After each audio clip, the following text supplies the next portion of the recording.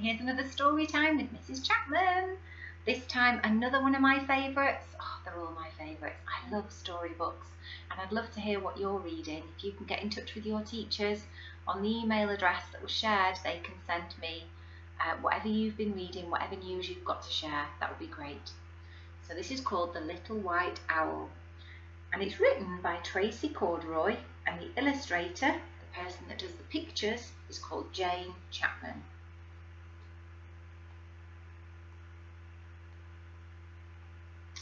Once there was a little white owl who lived all by himself in the snow. He didn't have a mummy. He didn't have a daddy. He didn't even have a name. But he didn't really mind too much. It had always been like that. And his head was full of happy stories. There he is, look.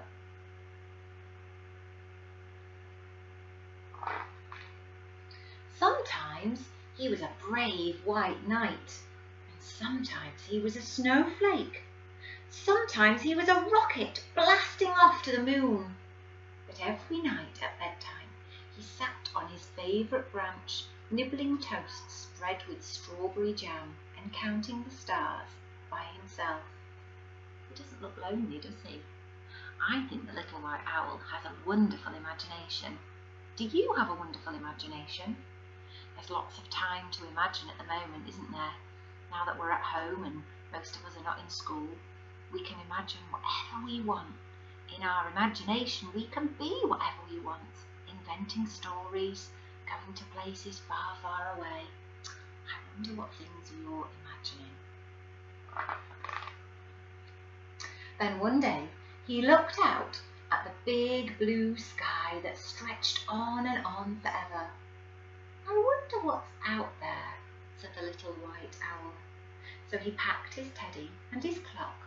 It was time to see the world.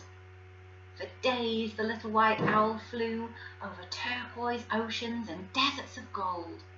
Then he spotted the prettiest trees sprinkled with tiny jewels. So down, down, down he swooped.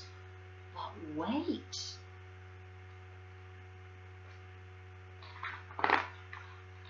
Those jewels had beaks. They were owls, lovely owls, owls just like him. Would anyone like a bit of toast? He said.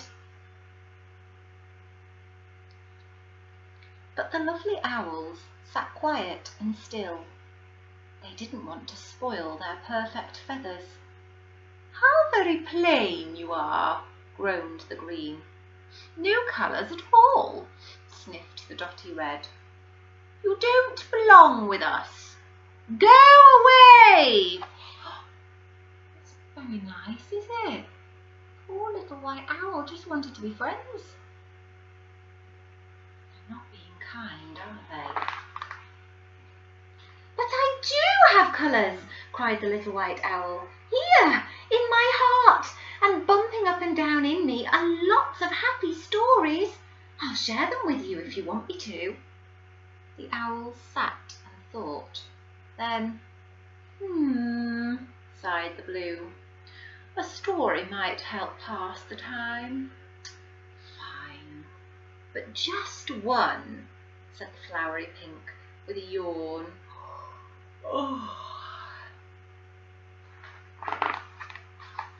So the little white owl swung on a branch with his little teddy and he munched his toast and shared a happy story.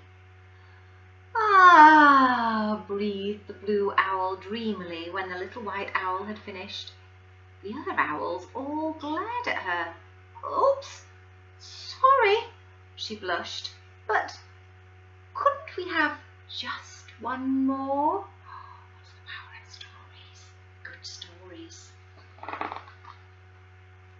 So the little white owl closed his eyes and magical stories came pouring from his heart.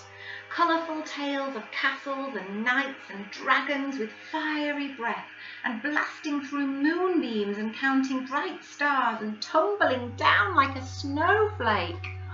Wow, what an adventure!